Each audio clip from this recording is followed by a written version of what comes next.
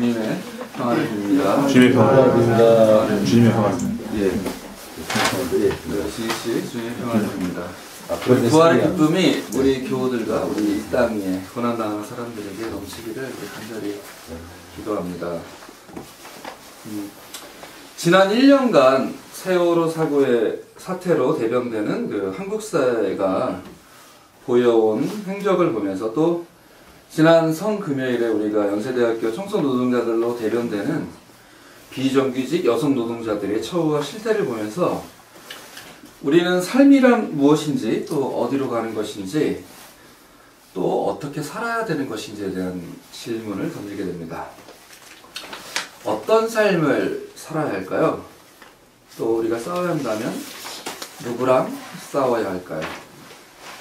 아마 가장 힘든 질문은 언제까지 이런 삶이 상황이 지속되어야 하는 것인가? 언제까지 싸워야 할까요? 이런 질문을 하게 됩니다. 아마 우리들 모두는 힘없는 인생의 싸움에서 아마 이미 지쳐 있고, 또 이렇게 지친 우리는 언제 쉬어야 하고 언제 또 물러나야 하는지, 또 언제 다시 나서고 언제까지 우리 삶의 개선을 위한 투쟁을 멈추지 말아야 하는지 고민하게 됩니다. 만약 우리가 이 싸움에서, 인생의 싸움에서 진다면 어떻게 될까요? 우리가 피해야 한다면, 잠시 삶이라고 하는 투쟁 현장에서 벗어나고 싶다면, 비껴나고 싶다면 어떻게 해야 될까요? 우리는 이런 질문을 던지지만 여전히 이 질문을 던지는 가운데서도 여전히 우리는 살아야 하고, 삶의 소소한 순간을 회복해야 하고, 또 우리 인생이 고난의 행군이 아니라 일상의 기쁨의 연속인 삶이고, 우리가 걸어가는 길의 끝에 구원이 있음을, 지금까지 내가 살아온 삶과는 다른 삶의 양식과 다른 삶의 바탕이 있다는 것을 확인하려고 한다면, 우리는 언제나 이 질문들을 던지면서도 결국 자신의 삶의 길에서, 자신의 삶의 투쟁에서 다시 발걸음을 내딛어야 하고, 동지들이 있는 곳으로, 동료들이 있는 곳으로 복귀해야 함을 우리는 어렴풋하게라도 알고 있기 때문에, 비록 우리가 비정규직 노동자들의 삶의 투쟁 현장을 위로한답시고 우리가 찾아가지만, 사실은 우리가 살고 있는 삶의 자리가 비정규직 자리와 크게 다르지 않음에도 불구하고 그런 연대의 걸음을 걷는 것이죠. 그리고 고난받는 자리에 찾게 됩니다. 우리가 믿음은 바라는 것들의 확신이요 보이지 않는 것들의 증거라는 히브리서의 말씀은 결국 우리의 삶의 결과물이 아니라, 믿음이라고 하는 것이 우리 삶의 결과물이 아니라 우리의 삶의 전제가 되는 말씀임을 다시 한번 확인하게 됩니다.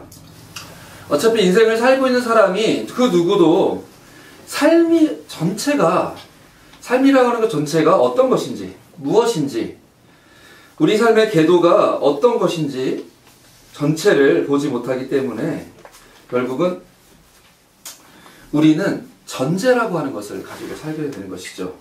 우리는 우리가 믿는 대로 살고 우리가 바라는 대로 삶을 살게 되는데, 그래도 우리가 이렇게 연대하는 삶, 우리가 서로를 찾아보는 삶, 주님께서 부활하신 삶이 사실이다라고 이야기를 하려면 이런 전제가 틀리지 않았음을, 우리의 삶의 전제가 틀리지 않았음을 어렴풋하게도 알고 있는 것은 어떤 것 때문이냐면, 우리가 기도하는 시간에 고요히 눈을 감고 자신을 들여다볼 때, 또 우리가 수행의 과정에서, 묵상의 과정에서 깊은 내면으로 침잠할 때, 두 손을 모으고 우리의 호흡을 우리의 손끝에 느낄 때, 우리는 우리가 전체 세상이라고 하는 것은 알지 못하지만 그 전체 세상의 한 부분, 내게서 나타나는 전체 세상의 일면목을 수행의 과정에서 맛보고, 그 가운데서 내가 가는 길이, 우리가 믿음으로 바라오는 길,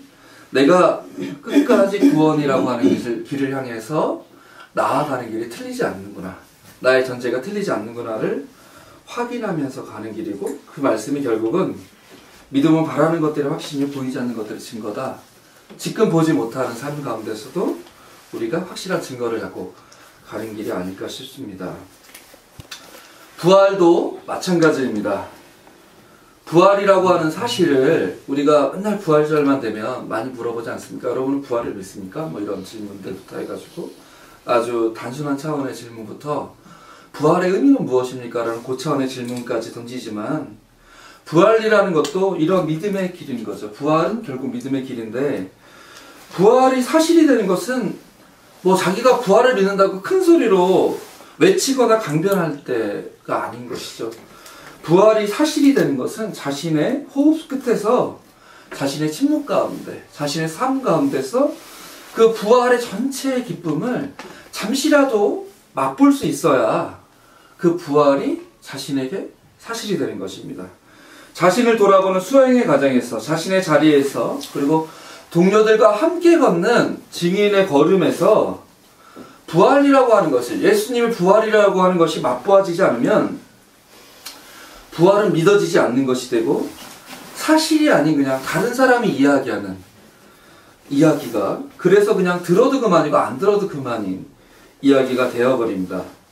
그래서 결국은 부활은 믿음의 길입니다. 부활은 우리가 믿음으로써 우리가 그 일면목을 우리의 수행 과정에서 맛보음으로써 우리 삶의 전제, 우리 삶의 바탕이 되는 것입니다. 부활을 믿기 때문에 우리는 포기하지 않고 부활을 믿기 때문에 우리는 어찌 보면 이미 지쳐버렸음에도 불구하고 우리 인생이라고 하는 싸움의 한복판으로 결코 질 수 없는 발걸음을 내딛게 되는 것입니다. 그런데 여기서 질문을 던집니다. 여러분, 그런 부활을 어디서 맛보고 계신가요? 그 부활을 어디서 맛보고 계신가요? 예수님의 부활 이야기는 사실 가장 중요한 이야기이기 때문에 당연히 4복음서 모두에게 나타납니다. 그런데 요한복음의 부활 이야기는 조금 독특합니다. 아마 저에게만 독특할 수도 있습니다. 저는 예수님의 오늘 읽은 본문에서 예수님의 처음 인사에서부터 이 부활 이야기에 빠져버렸습니다. 예수님은 한번 이야기를 잘 보세요. 예수님은 그 제자들에게 처음 하신 말씀이 이 인사말이잖아요. 너희에게 평화가 있기를. 물론 단순하게 그 당시의 사람들의 맨 처음 인사말 안녕하세요. 너희 평화를 빕니다. 샬람 알라이쿰 뭐 하실 수도 있는 거지만 저는 이 말씀이 이 인사 이야기를 들으면서 요한복음의 이야기가 참 다르다라고 하는 이야기를 생각합니다. 너희에게 평화가 있다. 사실 여러분이 예수님의 제자인데 다 배신하고 두려움에 떨어서 예수님이 그렇게 가르쳐주심에도 불구하고 다 배신하고 있다고 생각해 보세요. 제가 화를 잘 내는 사람이잖아요. 전성표 목사님이란 분이 남기창 목사는 원래 화가 많은 사람이야 이렇게 얘기를 하더라고요. 제가 원래 그런 사람인데 저 같았으면 바로 나타나서 아니 이것들이 부터 했을 것 같은데 예수님은 나타나셔서 너희에게 평화가 있기를. 근데 이게 일반적인 의뢰 인사로 저는 들리지 않아요. 어떤 경험 때문에 그러냐면 여러분 가족 중에 혹시 크게 다치거나 많이 아파서 병원에 입원한 사람들이 있고 또 친구들이 다치면 병원을 방문하잖아요. 지금 김수건 집사님도 약간의 수술을 받으시고 이제 병원에 집에 계시긴 하지만 이런 병문안을 가면 어떤 생각을 하시나요? 이건 저의 경험일 수 있는데 병문안을 가면 걱정을 하게 됩니다. 사실 걱정하는 마음을 갖게 돼요. 네. 그런데 희한하게도 병문안을 가게 되면 이 예수님께서 해주신 말과 다르지 않은 경험을 하게 됩니다. 너희에게 평화가 있기를. 아픈 환자가 이렇게 달래주는 거죠. 저도 허리가 부러져 죽을 것 같아 보일 때 저를 보러 온 부모님에게 이렇게 얘기했던 것 같아요. 괜찮아요. 근데 사실 안 괜찮잖아요. 안 괜찮은데 괜찮아요 라고 하고 수술실로 들어갔던 것 같거든요. 네.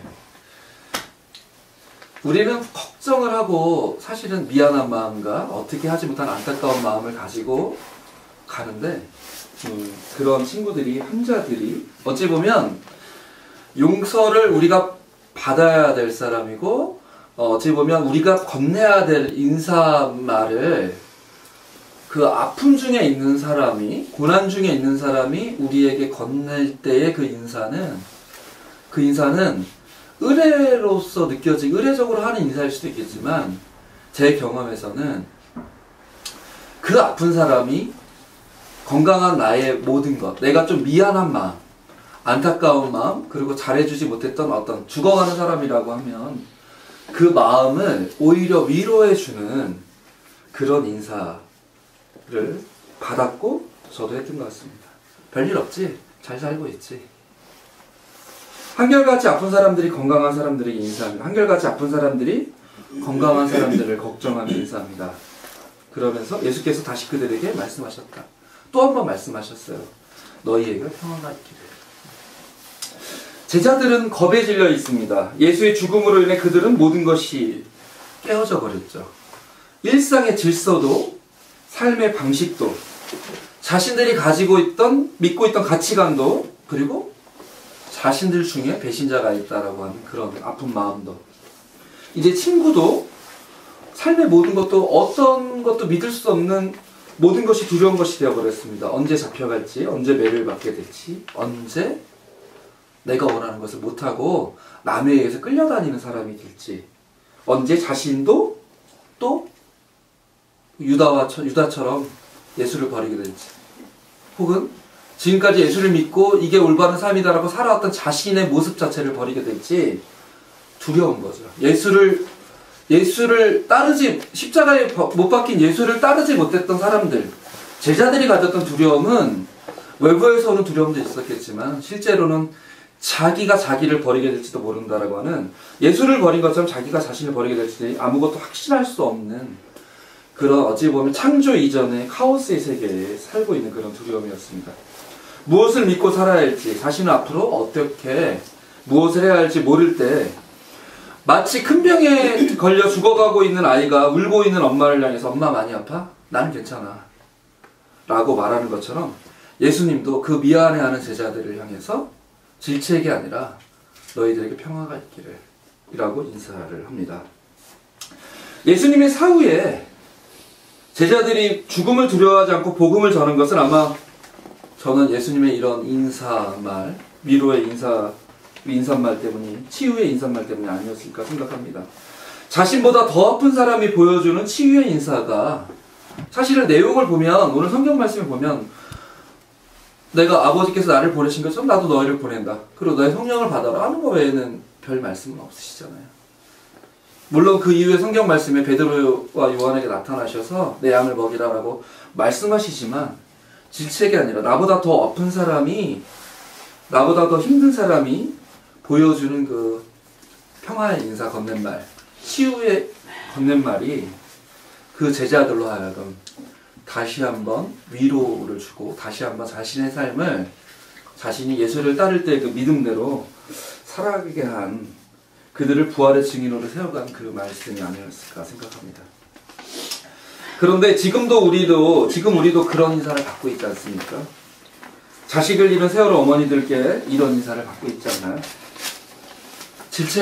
우리에게 질책을 해도 뭐라 할 말이 없을 텐데 그냥 자신의 아픔을 자신들이 감당하겠다고 눈물을 흘리며 죽어가는 중에도 여러분에게 평화 인사를 건네고 있지 않습니까?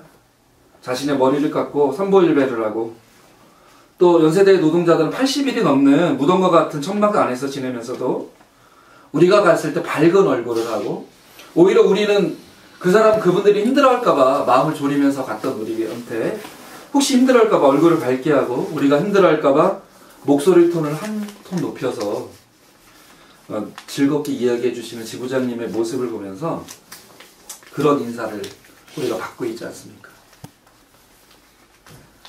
저는 구원의 길은 도대체 어디 있는 거냐, 그럼 죽어야 가는 거냐 라고 하는 말을 믿지 않습니다. 구원의 길은 계속 있는 거죠. 우리가 어디로 가야 될지도 모르고 그냥 있을 때, 정말 제자들처럼 우리가 무엇을 믿고 지금 무엇을 신뢰하고 어떤 투쟁의 길로 가야 하고 어떤 사회로 나아가야 하는지 잘 모를 때, 그래서 두려워하고 지금도 발걸음을 떼야 되는지 말아야 하는지 두려워하고 모를 때 이 고통을 당한 사람들이 인사말을 건네지 않습니까? 여러분에게 평화가 있기를. 그 말이 지금 우리를 구원하지 않습니까? 그리고 우리는 다시 그 구원의 힘을 받아서, 치유의 힘을 받아서 다시 그 길로 걸어가지 않습니까? 저는 부활은 다른 것이 있는 것이 아니라 이러한 치유의 인사말 건냄 속에 있다라고 생각합니다. 부활은 이러한 치유의 인사 속에서 우리가 다시 힘을 내면 세상이 달라질 수 있다. 지금까지 혼돈의 카오스에서 하나님이 아름답게 지으신 창조의 시간으로 되돌아갈 수 있다고 히브리서 기자처럼 믿는 믿음 가운데 저는 우리의 부활이 있다라고 생각합니다. 너희가 누구의 죄든 용서해주면 그 죄가 용서될 것이다 라는 말씀대로 서로를 용서하며 서로에게 평화와 치유의 인사말을 건냄으로써, 그리고 오히려 자신의 아픈 마음을 내세우기보다는 서로의 아픈 마음을 보듬는 치유의 인사를 건냄으로써 이 땅의 모든 불이, 파괴, 분열에도 불구하고 이 땅의 질서, 평화, 균형을 다시 살려낼 수 있다는 믿음, 그리고 그 과정이 저는 부활이라고 생각합니다. 여러분 모두 이런 인사를 받지 않았나요? 천막안의 빈무덤에서 너희에게 평화가 있기를 하며 인사하시는 주님의 말씀을 듣지 않았나요? 우리 모두 빈무덤의 증인으로 치유의 인사말을 건네는 부활절이 되기를 간절히 소망합니다. 잠깐 묵상하시겠습니다.